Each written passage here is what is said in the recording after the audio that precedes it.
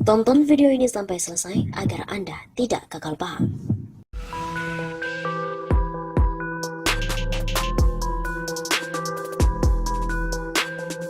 Halo Sobat dan Member Satu Sapa, kembali lagi bersama dengan kami untuk mengulas fakta-fakta perpolitikan dan juga informasi terkini di tanah air.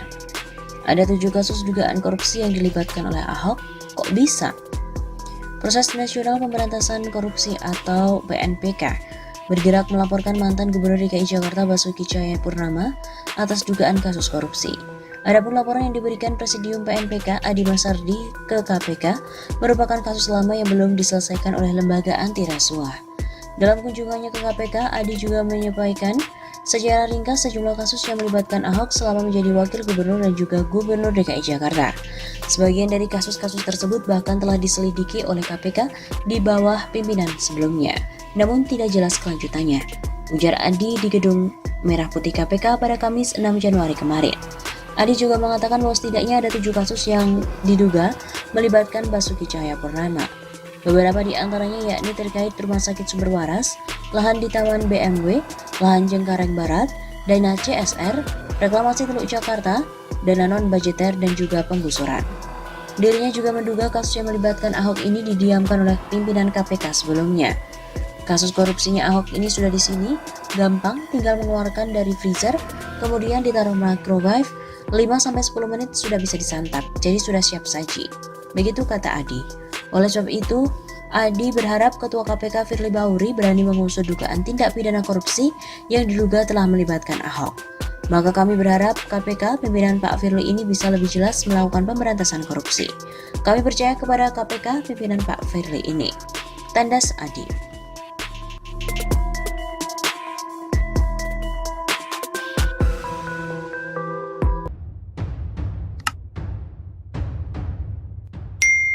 Menggelegar, akhirnya kasus korupsi era Ahok dan Jokowi akhirnya terbongkar.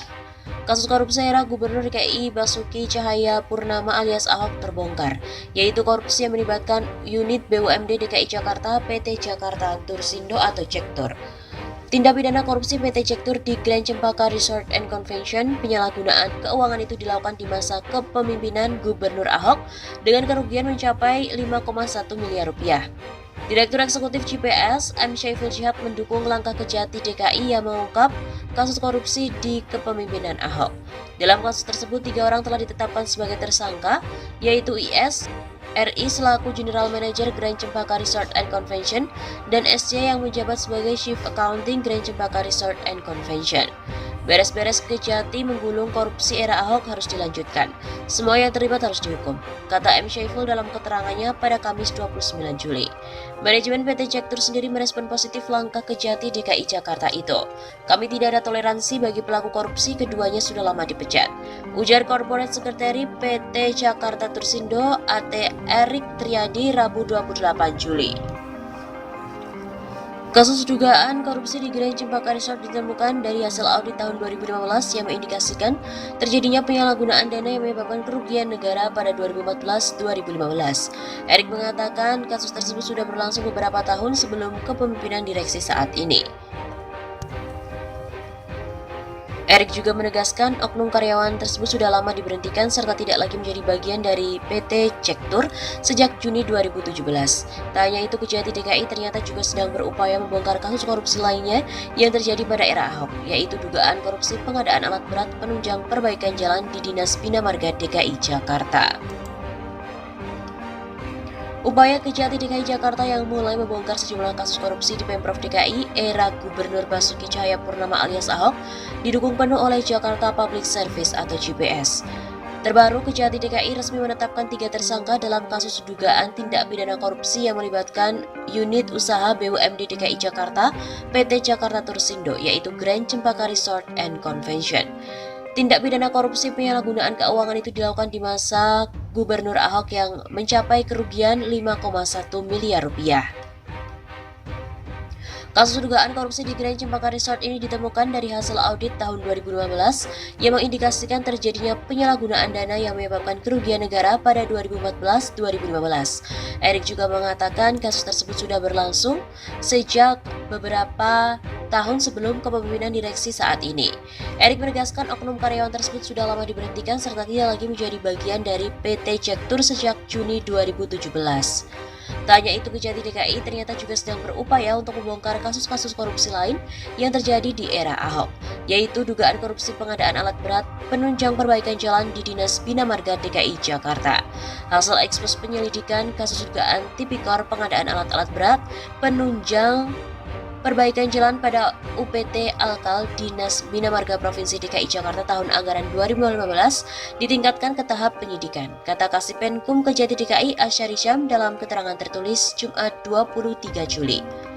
Sama seperti kasus dugaan korupsi di PT Cektur, kasus pengemplangan duit negara di UPT Alkal Dinas Bina Marga DKI Jakarta juga berlangsung saat Ahok memimpin Pemprov DKI Jakarta.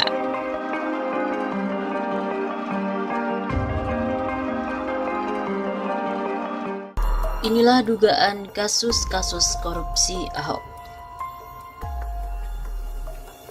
Kenapa KPK dan penegak hukum tak kunjung mengadili Ahok? Sudahlah diistimewakan di hadapan hukum oleh pemerintahan Jokowi, Ahok malah akan diangkat menjadi pengelola BUMN. Rezim pemerintahan seperti apa ini? Katanya NKRI dan Pancasila harga mati. Kok terduga koruptor dilindungi dan malah akan diangkat mengelola BUMN milik rakyat? Catat ini, rakyat tidak akan rela terhadap kebijakan yang merendahkan martabat bangsa, yang menjunjung tinggi nilai-nilai moral bangsa Indonesia, dengan mengangkat penista agama menjadi pejabat publik. Berikut adalah berbagai dugaan kasus korupsi Ahok yang telah dilaporkan kepada KPK sejak tanggal 17 Juli 2017. Namun KPK tidak pernah menindaklanjuti laporan tersebut, meskipun berbagai alat bukti atas dugaan kasus-kasus tersebut telah memiliki alat bukti yang lebih dari cukup. Namun KPK justru melindungi Ahok dari jerat hukum dengan mengatakan bahwa Ahok tidak memiliki niat jahat. Bukti-bukti kejahatan sudah tersedia. Lalu kenapa KPK tetap melindungi Ahok? Mengapa KPK terlibat dalam konspirasi dan komplotan yang selalu melindungi Ahok? Bagaimana KPK mengukur niat seseorang yang telah terbukti terlibat dan merekayasa kejahatan korupsi?